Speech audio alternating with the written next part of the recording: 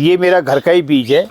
ये मेरी लौकी जो है करीब लगभग 1.5 मीटर की लगभग ये होगी, 10, 12, 15 किलो की लगभग की होगी। मैं chief engineer retire ONGC all natural gas commission से हूँ।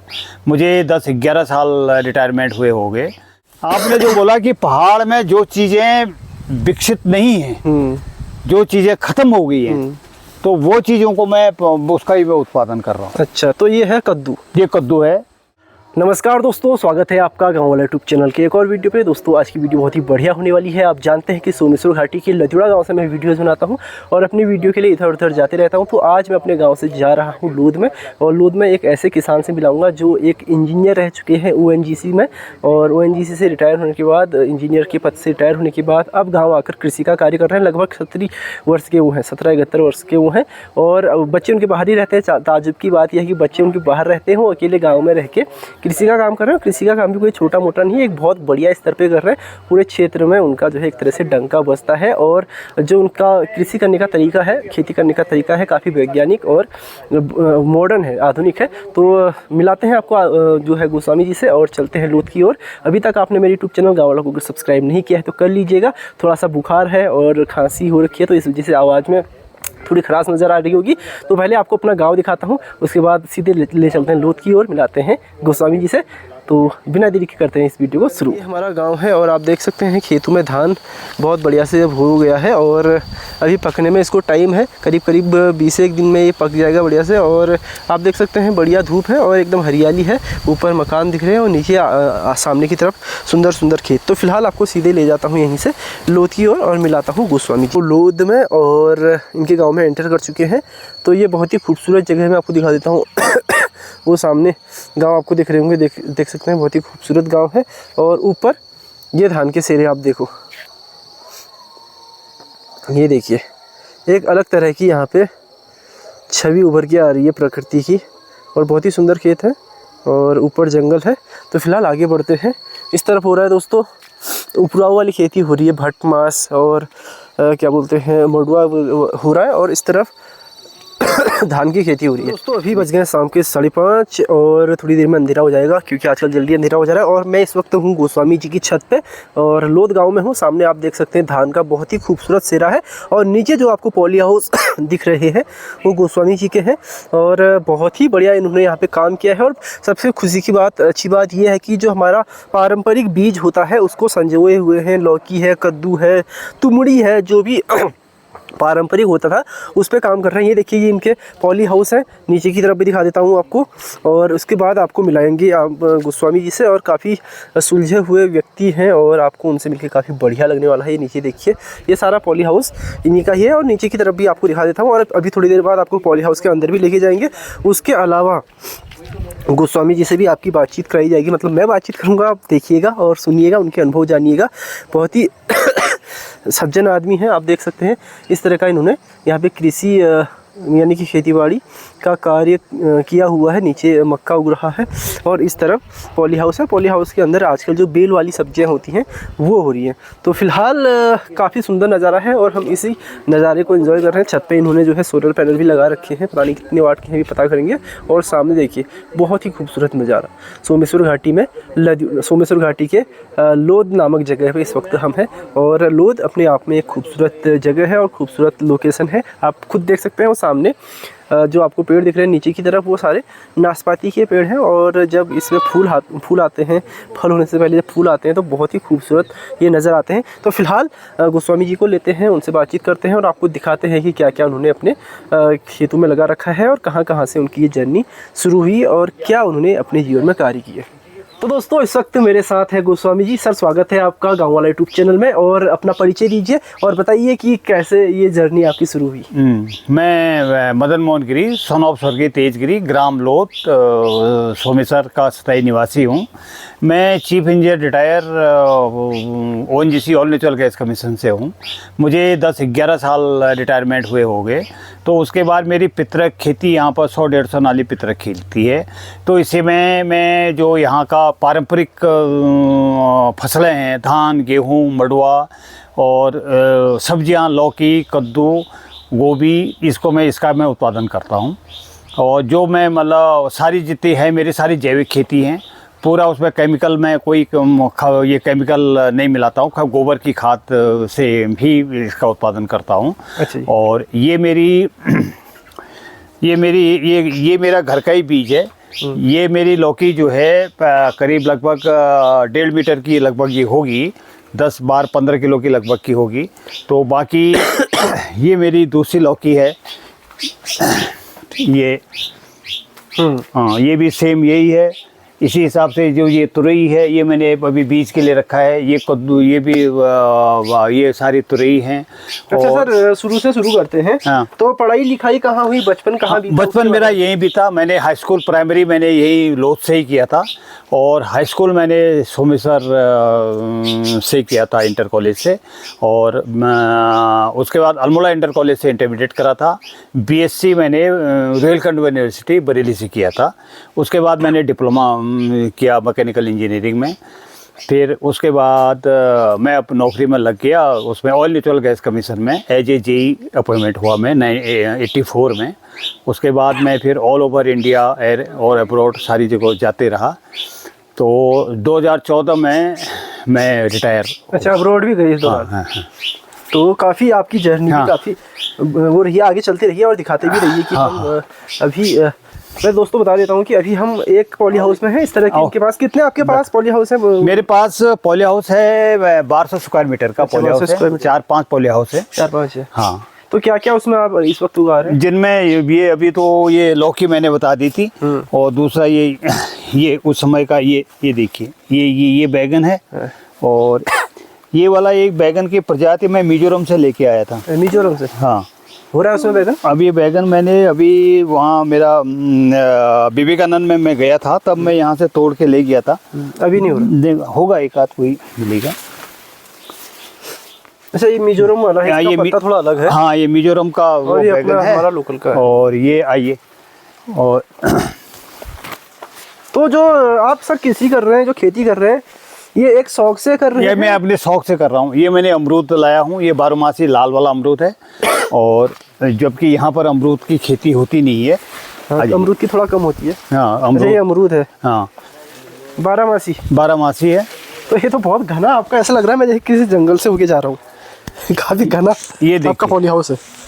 ये जो आप ये कह रहे थे कि पहाड़ी लौकी होती है, ये है पहाड़ी लौकी। अच्छा, ये सब पहाड़ी हैं। मेरे पास हाइब्रिड का कुछ नहीं है। मैं हाइब्रिड का कोई भी उत्पादन में हाइब्रिड का नहीं करता हूँ। तो दोस्तों इस तरह से हाँ, देखिए आप लौकी यहाँ पे लटके हुए हैं। हाँ। और बहुत सुंदर सुंदर लौकियाँ हैं ये। हाँ, ये देखिए, तो काफी बढ़िया काम आप सर कर रहे हैं। हाँ, तो ये मेरा एक शौक है। शौक है? मैं अपने शौक के लिए कर रहा हूँ। अच्छा। और ये खीरे हो गए, और ऐसी ये लौकियाँ अभी जो है, मैं विवेकानंद में वहाँ मेला लगता है साल में 2 बार, दोनों बार मेरी स्टॉल जाती है। और मैं वहाँ पर स्टॉल लगा करके, और ये सब्जियां वहाँ पर सारे साइंटिस्ट लोग और ये लोग सबको लोगों को मैं वहाँ पर ये सब्जियां देता हूँ। अच्छा, ये बताइए सर, जैसे आप तो कर रहे हैं शौक से, हाँ, लेकिन कोई युवा अगर अपने क्षेत्र में एक आय के स्रोत के तौर पे इसको करना चाहे तो क्या वो अपनी आजीविका से चला सकता है? बिल्कुल चला सकता है। अगर मैं ये जो मेरी सब्जियां हैं, ये मेरी सब 50 रुपये केजी जा रही है। 50 रुपये केजी? हाँ, लौकी मेरी 50 रुपये केजी जाती है। ये बैगन जो हो रहे हैं ये 50 रुपये केजी जाते हैं। और आइए मैं इधर दिखाता हूँ। ये तो कहाँ आप ये सब्जियां दे रहे हैं? ये सब्जियां मेरा यही लोकल मार्केट सोमेसर में भी जाती हैं, अल्मोड़े में भी जाती हैं, और हल्द्वानी में भी जाती हैं। अच्छा। और ये मेरा नींबू है, ये सीडलेस नींबू है। अच्छा, इसमें दाने नहीं है? इसमें दाना नहीं है। और ये इसको निचोड़ोगे तो एकदम बिल्कुल काफ़ी रस मिलेगा। अरे वाह। हाँ, एक कागजी नींबू टाइप से और ये देखिए, अभी ये लौकियाँ मेरी एक आध अभी महीने में ये काफ़ी हो जाएंगी। तो अभी जो आपकी खेती है, ये इसकी तुड़ाई मतलब हार्वेस्टिंग हो चुकी है या फिर अभी एक बार तुड़ाई होकर के चला गया है? अच्छा। अभी मैं विवेकानंद में वहाँ पर एक सेमिनार था, तो उस सेमिनार में गया था, तो मैं यहाँ की ये पूरी सब्जियाँ, ये लौकी, कद्दू, ककड़ियाँ ये लेके गया था। ये ककड़ी भी पहाड़ी है? मैं सब पहाड़ी हैं। यहाँ पर जो भी चीज़ मिलेगी पहाड़ी मिलेगी। इसका ये हाइब्रिड कुछ नहीं है। मैं हाइब्रिड है, न कोई केमिकल डाला है। तो जैविक खेती आप कर रहे हैं, तो खाद की व्यवस्था कैसे करते हैं? खाद के लिए मैंने गाय रखी है। कितनी भैंस रखी है? मेरे पास 4 गायें हैं। अच्छा। और एक भैंस है, बकरी है। और वो खाद के लिए मैंने पिट बनाए हुए हैं, उसमें कैंचुए डाले हुए हैं। अच्छा, जो खाद ना जो गाय आपने रखी है वो बद्री है या लोकल की है या मेरे फिर पास जर्सी? एक बद्री गाय है और उसकी 2 बच्चियां वो वही बद्री गाय की हैं। एक सिंधी गाय है, एक और मुर्रा भैंस है। जर्सी वगैरह नहीं रखी आपने? जर्सी नहीं रखी। अच्छा, ठीक ठीक ठीक। तो मतलब आपका जो गौपालन का जर्सी में वैसे जर्सी गाय में मुझे पसंद करता नहीं हूँ। वैसे आपका गौपालन का जो मेन है वो खाद के लिए ज्यादा है, दूध के लिए कम है इसका मतलब? हाँ, खाद के लिए, दूध के लिए भी दूध भी चाहिए ही। हाँ। और खाद के लिए मीन जो है, मेरे पास घास काफी है तो वो जानवरों को तो घास चाहिए। तो इसके अलावा कृषि के अलावा क्या क्या कर रहे हैं अभी आप? कृषि के अलावा भी वही, आ जाइए आप, मैं नीचे दिखाता हूँ आपको। मक्का वो चल रहा है। अच्छा, मक्के की खेती? हाँ, मेरे मक्के की वो विवेकानंद से और वो कृषि विभाग से। जी दोस्तों, हम एक और पॉली हाउस में एंटर कर चुके हैं और इस पॉली हाउस में मेरे को कद्दू ज़्यादा दिख रहा है। कद्दू आप देख सकते हैं, जो हमारे पहाड़ का कद्दू होता है। कद्दू है, लौकी है और ये खीरा है। ऐसे कद्दू हम बड़े बड़े पहले देखते थे, वो सिविल में जो हम घर पुराना घर नहीं हो सिविल में धर रुचि ना हो पिंगाव कद्दू। हाँ। हमें देखने हैं, बानर छोड़ने हैं उनको। ये देखिए दोस्तों, तो ये कद्दू आपने लगा रखा है। पहाड़ी लौकियां हैं और ये कद्दू हैं। बड़े बड़े कद्दू यहाँ पे लटके हुए हैं, ये देखिए।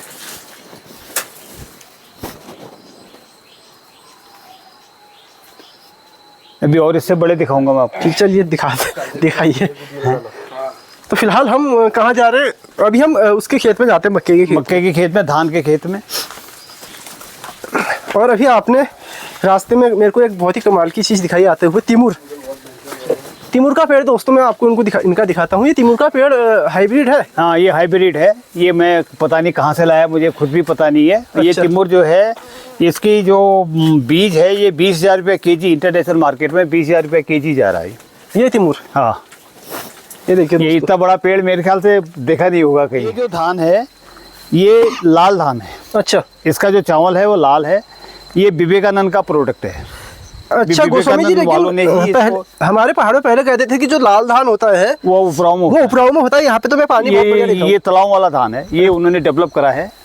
ये सीड उसका डेवलप करा हुआ है। अच्छा, तालाब के लिए? तालाब का। अच्छा, लाल धान तालाब का है। और तो ये विवेकानंद का है। ये उन्हीं का बीज, उन्हीं का है। हम उत्पादन करके हम उनको देंगे। अच्छा। और ये हमारा ये पहाड़ का धान है, जो थपचनी बोलते हैं, या मतलब और जो यहाँ का जो पारंपरिक धान है। बाकी इस वाले में मेरा सब ये अपना लोकल अपना धान लगा हुआ है। ठीक ठीक ठीक। और इस तरफ ये मक्का लगा हुआ है। ये विवेकानंद का मक्का लगा है, कुछ कृषि विभाग का लगा हुआ है। अच्छा, जिसका ये सीड के लिए जाएगा। मीन इसका हमारा सीड का पर्पस सीड का है। अच्छा, बीज के लिए वो आप? हाँ, बीज के आप लिए सीधे उन्हीं को दे देंगे? उन्हीं को दे देंगे। उनका देख रेख उन्हीं की है। मतलब देख रेख हमारी है, मतलब सारा वो है, लेकिन उनके साइंटिस्ट आते हैं उनके हिसाब से। अब ये चिड़िया इनको खा रही थी, तो इसके लिए उन्होंने पॉलिथीन दी है। ये अच्छा, ये जो कवर कर रखा है, ये कवर कर रखा है ताकि ये चिड़िया इसको नुकसान न पहुंचाए। ये देखिए दोस्तों। हाँ, ये बात भी है। खोल के दिखा लो। ये देखिए, कुछ इस तरह से इन्होंने कवर कर रखा है ताकि चिड़िया इसमें मुंह न मारे। हाँ, नीचे चलते हैं। आ जाओ। तो अभी आपको रिटायरमेंट आने के बाद ये सब आपने किया है या फिर? ये रिटायरमेंट से पहले करा है। मेरे पिताजी आर्मी के रिटायर्ड थे। अच्छा। तो उन्हीं के उनका ही मतलब कृषि से उनका ज़्यादा लगाव था, घर से ज़्यादा लगाव था। तो उन्हीं के उससे मैंने ये करा हुआ है। अच्छा, मतलब उन्हीं से एक प्रेरणा मिली? हाँ, उन्हीं से प्रेरणा ले रखी है। आओ आपको ये दिखाते हैं। क्योंकि मेरा जो विचार है, ये पहाड़ की जो चीज़ें हैं ना, हाँ, मैं जो पहाड़ में जो जातियाँ विलुप्त हो रही हैं। हाँ।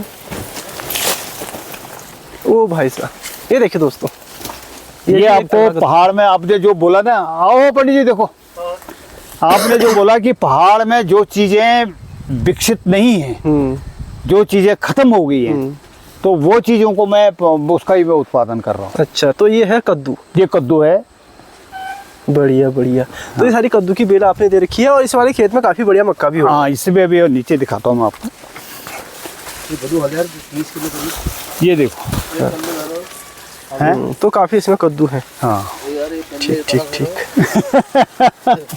तो ये दोस्तों अभी और दिखाता हूँ, आइए आप इधर आइए। और ऊपर है घर। हाँ, ये घर है। तो हल्द्वानी जाते रहते हैं या फिर कभी कभी जाना होता है? नहीं, हल्द्वानी तो जाते रहता हूँ, लेकिन अभी जाना नहीं हो रहा है क्योंकि ये जो मक्का मेरा ये हो रहा है, इसमें वो प्रॉब्लम आ रही है। उसमें दिन में जो है बंदरों का नुकसान हो जा रहा है। हाँ। और रात को जो है वो उसका सुअर अब देखो, सुअर और शियार।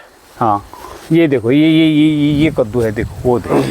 तो दोस्तों ये कद्दू लटके हुए हैं, आप देख सकते हैं, आपको दिख रहा होगा। ये नहीं तो आगे उधर निकल, नहीं वहाँ जाने की जरूरत नहीं है, ये जूम कर दिया मैंने।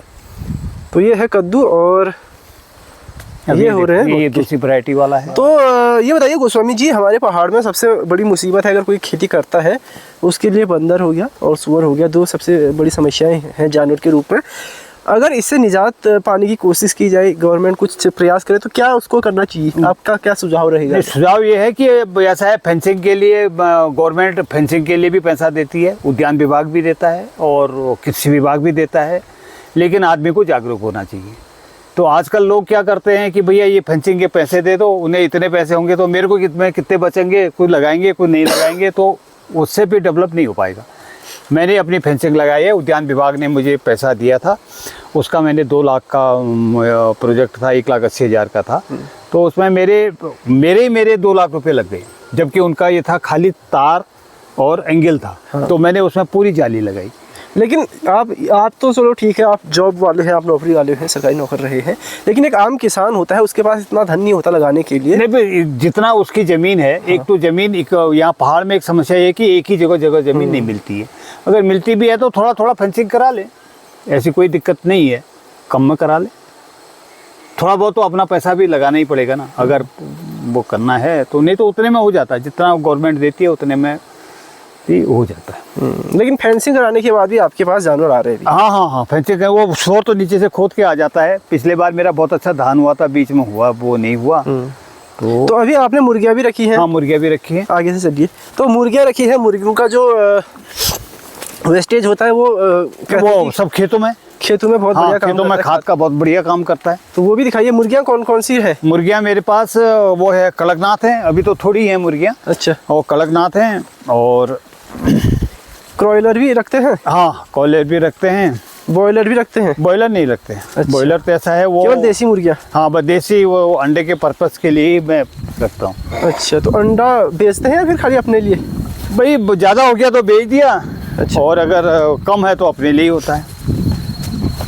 ठीक। अभी इन्हीं के यहाँ से बच्चे लेने। अच्छा, तो ये दोस्तों ज़्यादा मुर्गियाँ रखी नहीं इन्होंने अभी। हाँ, कड़कनाथ है ये? हाँ, कड़कनाथ। कौन सा वाला? वो है वो ये देसी में है ना, वो है ये बॉयलर में है। वो अच्छा। कड़कनाथ में है उधर, वो सामने दिख रही है। हाँ। तो इधर नहीं आ रही कड़कनाथ के लियोन पड़ो। कोई बात नहीं। तो इसके अलावा आपने फलों का भी किया? फलों का भी कर रखा है मैं। फलों में क्या क्या है? फलों में आड़ू है, खुबानी है, पुलम है, अच्छा, और ये चुआरू है, और ये आलबखोरो है। अच्छा, हमारे पहाड़ का ही जो ये सब पहाड़ का ही आइटम है, क्यों बाहर का तो होता नहीं है, तो ये पहाड़ का ही। सेब में आप ट्राई किया? सेब भी है, सेब पीछे सेब के सेब भी लगा रखो कुछ। नीचे चाय का बागान भी है। तो ऐसे आपकी उम्र अभी कितनी हो गई? 71। 71 साल के हो गए हैं। 71 साल में इतनी ऊर्जा कैसे मिल जाती है कि ये काम करना है? अब ये ऊर्जा लेनी पड़ती है।